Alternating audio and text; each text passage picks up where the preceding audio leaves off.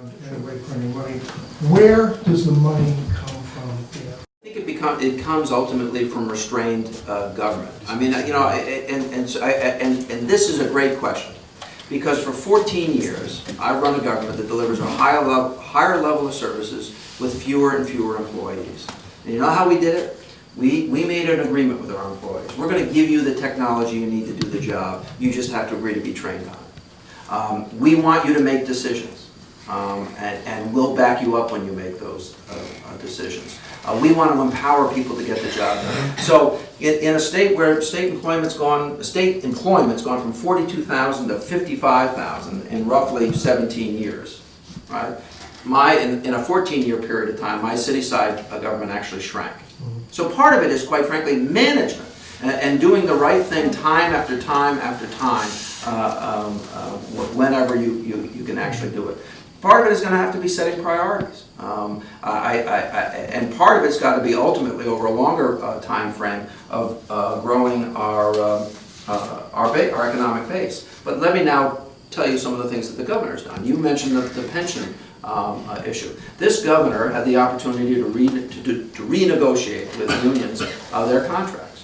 What we ended up with, actually, I got to tell you the story. I met with one of the most enlightened, in my opinion, heads of one of the state unions right before he went into negotiation with the governor about what this renegotiated contract would look like, because they were threatened with layoffs. Everyone wanted a no layoff situation, or at least one that would minimize layoffs.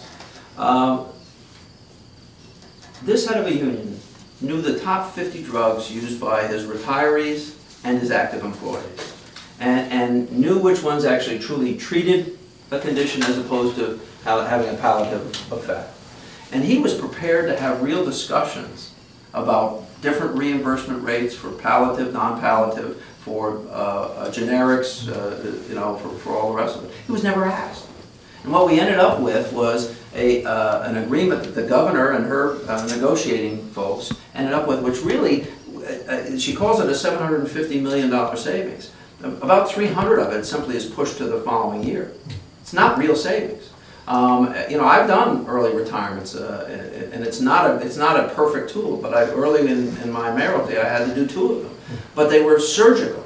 So now we have a governor who entered into negotiations that didn't produce real savings, and then offered a universal early retirement system. So what ended up happening? We have 493 people who have retired from the corrections department. Almost every one of them has to be replaced. No savings. Ultimately, no savings. Average training for a person to work in a corrections institution, cost of training is $30,000. She already has announced the beginning of the first class of 125 replacements. So, you know, part of this has got to be running government better day in and day out. Part of it's got to be setting your priorities. Part of it's got to be raising revenue. Quite frankly, we're not going to get out of this without raising some amount of revenue. Connecticut does not have to be dead last in job growth. We do not have to have the highest taxes. We do not have to have an electric system that doesn't meet our needs and allow us to grow our economy.